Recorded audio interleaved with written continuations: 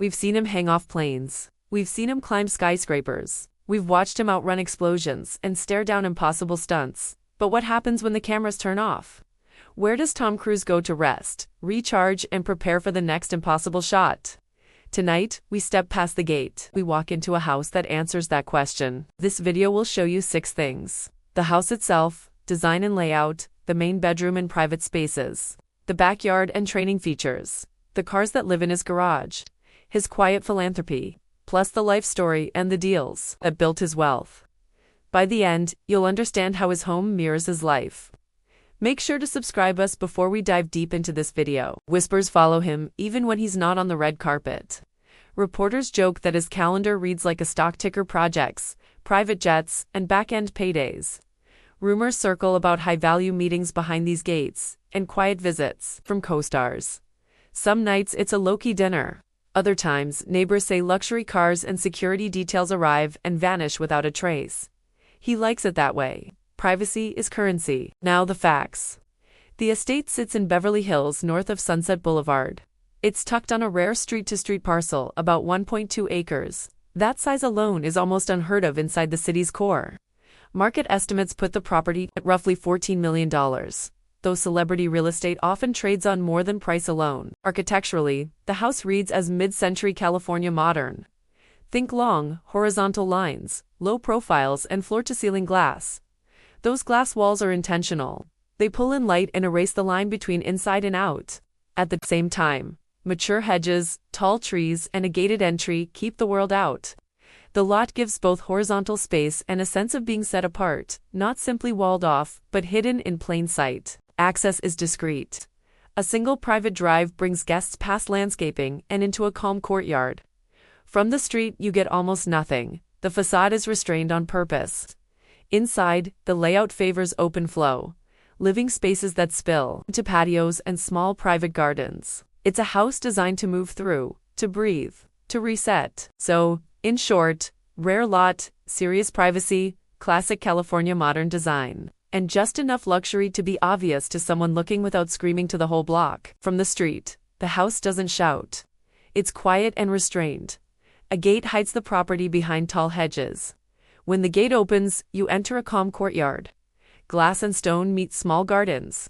The design purposely blurs inside and out. Light pours in through large glass walls. The entry feels like a promise. Simple, deliberate, purposeful. Floor-to-ceiling glass dissolves the wall between interior and exterior. Terrazzo floors run through the main rooms. They are low maintenance and reflect light softly. Fieldstone accent walls add texture and gravity. They keep the big open rooms from feeling weightless. The layout favors flow over compartmentalization. Rooms move into courtyards and patios. The whole house is designed to be lived in, not shown off. The living room is wide and low. Furniture sits in conversation clusters. Everything has breathing room around it. Glass walls open onto private courtyards. The dining area is formal but relaxed. There is a vintage sunken bar, a clear nod to old Hollywood. It's a place for long conversations, late nights, and quiet celebration. The bar speaks to legacy more than excess. It helps the house feel human and lived in. The heart of the house hides at the back, where the world feels a little quieter, and the evening light pools like warm honey. Step inside and the primary suite envelopes you, not with flash, but with a sense of being deliberately protected. A low fireplace anchors the room, its soft glow folding the space into a private cove. There's a small lounge just off the sleeping area, a place that resists interruption. Imagine a worn script on a side table, a chair pulled close, a lamp dimmed for focus. This is where ideas are tested, where lines are rehearsed aloud, and where the man behind the roles can be simply human for a little while. The ensuite is understated and spa-like. Deep soaking tub, clean surfaces, and a quiet palette that asks your breath to slow. A single door opens directly to the garden, an invitation to step barefoot onto cool stone, and let the city's noise shrink into a distant hum. Walk through that door, and you find the backyard unfolding like a private retreat. A long lap pool runs straight and honest, designed for rhythm rather than spectacle. It's the kind of pool you count laps in, the kind that trains a body as much as it quiets a mind. Nearby, a full-size tennis court sits shaded beneath mature trees. The net hanging like a promise of discipline and repetition. Wide lawns stretch out with room for drills, for sprints, for whatever training the day demands. There are no vanity installations, no oversized fountains asking to be photographed, only carefully chosen elements that support movement, recovery, and focus. This landscape reads less like a party stage and more like an athlete's playground, built for the kind of repetition that turns ability into habit. Step back and it becomes clear. This home is not a trophy. It's an instrument tuned to a rhythm of preparation and return. Clean lines, muted materials, repeated forms, they all encourage the same thing. Order. Order for the schedule, order for the body, order for the mind. In this house, every room, every pathway, every slice of shade or sun has a job. It helps the owner do his work better. It restores him between takes. It keeps the noise both out and in proper measure. And when the work is done, when the training is complete, there's a transition that's almost ceremonial. A garage door rises, a driver settles in, and movement begins again. Only now the cars tell a story as clear as any roll. The BMW 7 Series is the unobtrusive exhale of the collection. It is the car that moves like a thought, smooth, precise, and almost private. Inside, the cabin hums a low lullaby of tech and comfort. Adaptive suspension that flattens the road, features that obey without fuss, a quiet that arrives like a protective cloak. When discretion matters more than drama, this is the vehicle to choose. Opposite that quiet sits a machine built to upset expectations. The Bugatti Veyron is an engineering statement, unapologetically extreme. It is designed to chase numbers, to test the outer edges of what a road car can be. Owning one signals a willingness to flirt with danger, in a bracket where the danger comes wrapped in mathematics and exquisite engineering. It is the car of someone who understands, deeply, what precision feels like at speed. Then there is the Corvette C1, chrome curves, the kind of car that smells faintly of sun-warmed leather and long coastlines. This is nostalgia on wheels. And finally, the Challenger SD8 raw, blunt, and full of roar. A big V8, unapologetic lines, a presence that refuses to be ignored. Taken together, these vehicles read like chapters in a biography. The BMW whispers, the Bugatti challenges. The Corvette reminisces, the Challenger answers with a growl. In their metal and leather and glass, you can almost hear different sentences in a single, complicated life. Away from the shine of premieres and press lines, there is a quieter ledger of action. He shows up for Make-A-Wish visits with no cameras and no PR teams in tow. He supports veterans and military families, the very people whose sacrifices formed the backbone of some of his most iconic roles. He funds literacy programs aimed at giving kids a lifeline through reading and education. After tragedies, donations arrive without fanfare, practical, immediate, and direct.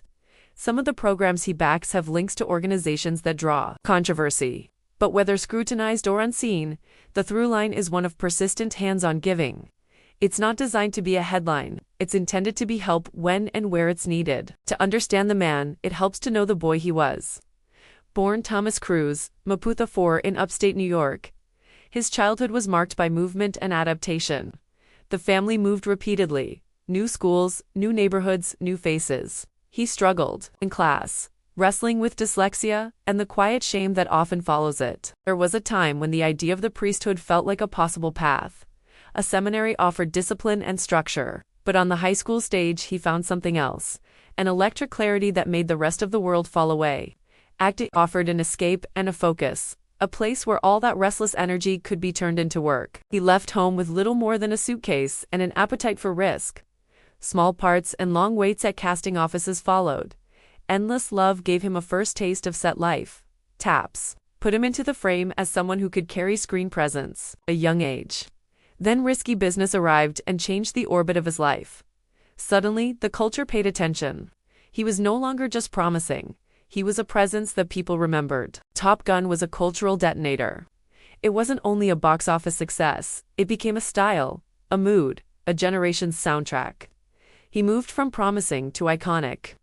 But he refused to be trapped in one lane. Dramatic, risky roles followed, performances that demanded more than charm. Born on the 4th of July was a turning point, a role that earned critical respect and reshaped how people saw him. Then came a step behind the camera that changed his trajectory. Choosing to produce Mission Impossible meant steering not just his own career, but a franchise that would become a long-term engine. It was a calculated move, trading a larger guaranteed fee for a stake in future success.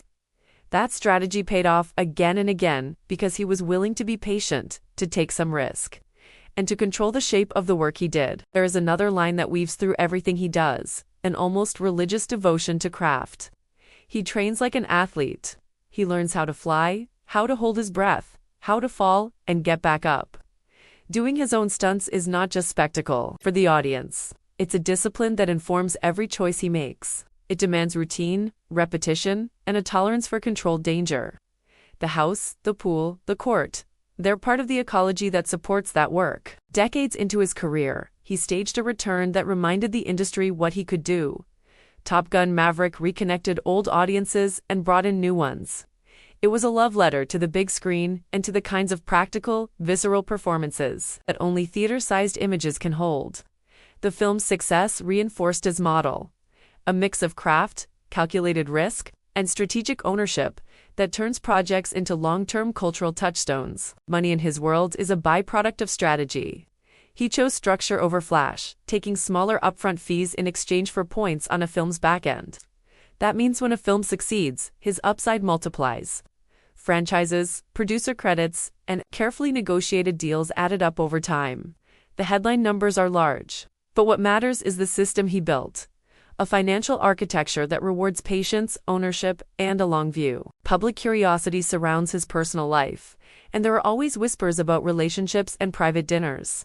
His longtime association with a particular belief system has influenced the circles he moves in, and sometimes the headlines he gets. Rumors come and go. He rarely steps into the ring of gossip.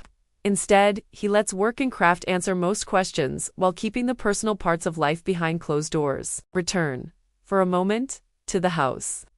The low lines, the quiet rooms, the pool that measures time in laps, they're not vanity. They are reflections of method. They are choices that make it easier to do the work he chooses to do. Here, discipline is comfortable, and solitude is precious. The house doesn't shout, it prepares. It frames a life that runs at its own pace. At 63, the pace hasn't really slowed. He still pushes for the right take. He still trains until the body remembers what the mind demands. He still chooses to place himself on the edge of what's possible. And when the camera finally stops, he walks back through gates that protect him from spectacle into spaces that are built for repetition, repair, and readiness. Which part of his story lands with you? The fearless stunts, the private routines, or the strategic way he built his life and career? Drop your thoughts in the comments. If you enjoyed this deep dive, like the video, share it with a friend, and subscribe for more tours of the homes and habits behind modern legends. Thanks for watching.